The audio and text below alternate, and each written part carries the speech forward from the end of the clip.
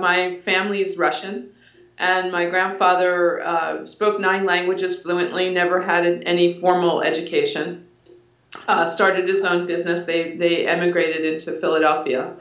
And as a little kid, I used to go around with him all the time and hang out because it was really fun. And I didn't realize that lots of people didn't speak lots of languages because I grew up with a bunch of people who spoke terrible English, which I thought was kind of cool. I didn't know any better. And everybody kind of moved in between languages. And my relationship with my grandfather, because that was my business, my formal business education was basically with my grandfather.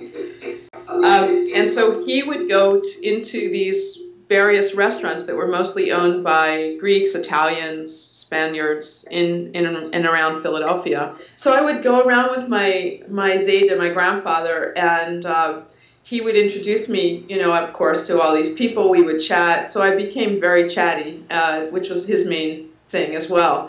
But one of the things that I learned in watching him was he would move, he managed to make people feel really comfortable very quickly. And most of the people that he worked with who were in the restaurant business were very creative and competent as restaurateurs, well as chefs, or food people. They knew how to grow food or prepare food, but they didn't necessarily know how to run a business. And I watched my grandfather, I realized, and I used to say to him, your real skill here isn't go between languages and cultures so smoothly, although that was pretty seamless. I remember, certainly now I have more appreciation for that. But was to really understand that these people had an incredible gift and how, in a way, difficult it was for them to take that gift and make it into a business that could support itself, the family, and thrive. And so he would sort of inadvertently be coaching them. That wasn't his business, but they ended up having these incredible relationships. And he was a seed investor for a lot of these guys. Like when he died, I knew where all the IOUs were and who owed him how much money and what not to tell my grandmother. Like he used to say, what she doesn't know can't hurt us, which I always liked. But for me, I think I got a real appreciation for not only the world as culture and feeling very comfortable with all kinds of characters, but also this notion that my business evolved into sort of a random walk of a career, evolved into working largely with people who were very competent technically, but work with me as an accomplice to create a business that can come forward. The mesh is a way of talking about our shift, our fundamental shift in our relationship with the things in our life. And really it's the things in terms of material goods, geographies, and also, I would also say people. It's in many ways been facilitated by technologies. I used to get off of an airplane in a place that I didn't know and have essentially my itinerary that was pre-figured out for me, typically, and maybe a map and maybe a book, but the map was static paper. And I would begin to sort of, wander around and chat people up, and the serendipity of meeting people would alter what I did or experienced, certainly, but it was a static scenario. Now I get off the plane, I turn on my phone, and the world, it locates itself according to where I am, and I can basically, my phone reorganizes itself, but many other aspects of the sorts of things that tell me, who's there and what's possible to do is extremely fresh and temporal, but it's also very easy for me to access. And so in general, the mesh is about how we're moving from a world that both from a lifestyle perspective and business, that we're moving from a world that really oriented around and aspired towards ownership to one in which access to goods, services, and talent trumps ownership of it. And so we can see examples, Netflix and Pandora with kind of more digital products. We can see, and services, we can see things like, libraries and car sharing and bike sharing and tools libraries and talent banks and crowdsourcing and crowdfunding and all these sorts of things being ways to engender more of an access economy. And so the mesh is about that.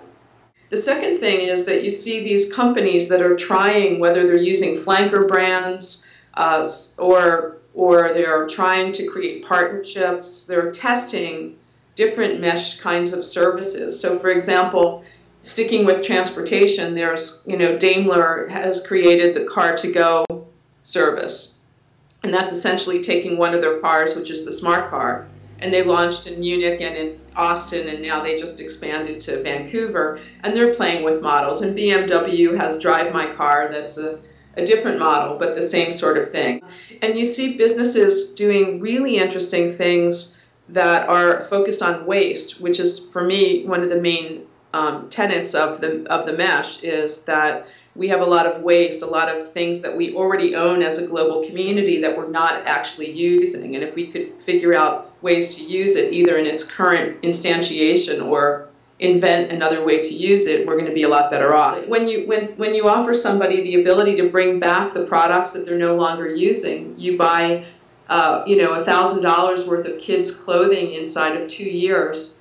But if there was a partnership between Walmart or Target and ThredUp, a company that kind of is Netflix for kids' clothing, that's an interesting scenario. And so I think we're starting to see some of those partnerships, and if for no other reason, these big companies are trying to learn and test. I think there are full mesh companies, companies that are based on sharing, like you can see Robin Chase with Zipcar founder, fleet business model. There's, let's say, version 1.0. There's been car sharing well before Zipcar, but the model has largely been a fleet that's micro leasing out to members.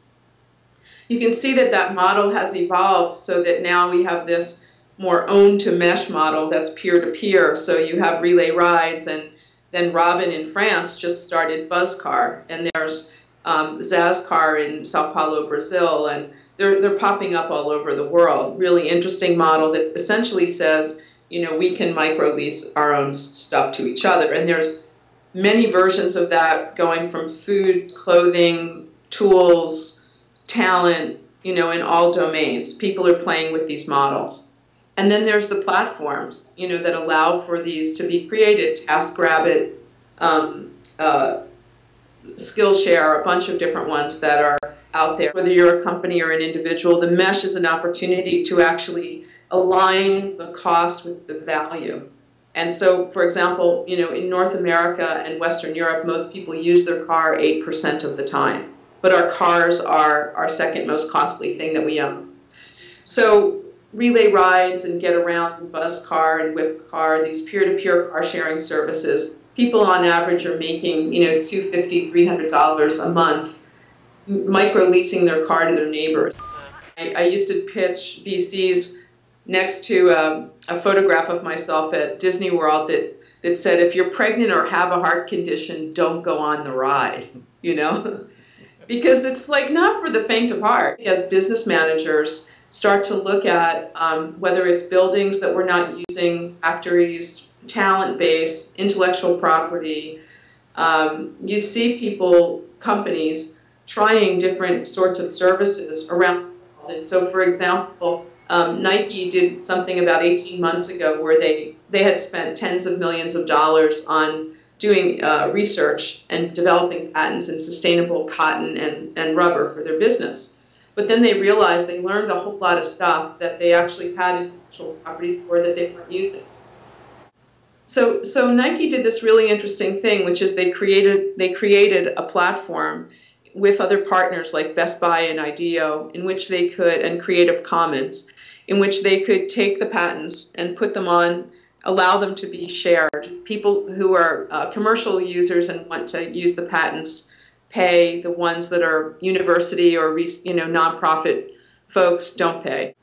In companies where there's talent bases that aren't being used, people are also trying to liberate, not by firing, but by figuring out who they can partner with to bring, this sort of brilliant research guy together with somebody who can help them prototype or flesh out a market opportunity.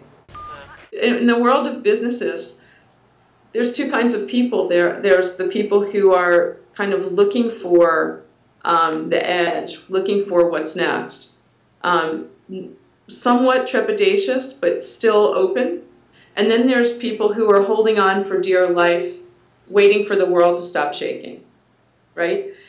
In the second category, I would say that you're going to be holding on for a really long time. You know, if you're the kind of person who sees what's happening, is excited by it, and really wants to figure out a way to bring your company into this sort of game, how do you act? What do you do? What I would strongly suggest is it's little steps, right? So there's two things that I think need to be shown at the same time effectively.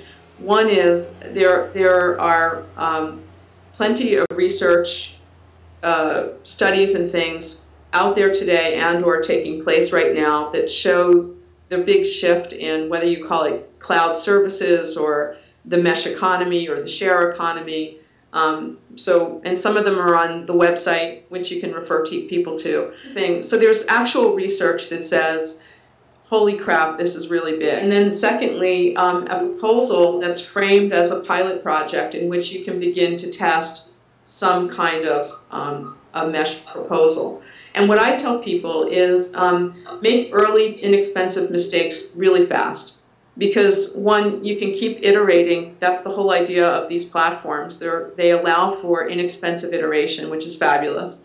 So that's inviting. And secondly is if you learn fast and inexpensively, hopefully you'll also beat your competition. Make an advisory board, create an advisory board of people in your company, and there's many of them, who are dying to get their hands on some of these controls, and let them at it for 90 days. Let them play with something. Let them come back to you and show you, how people are talking about your brand, what they're responding to, what they don't like, what they love, whatever your questions are. And then these people are going to be vital. They're going to be your decoder ring for the near term. And I really am a fan of experimenting early and often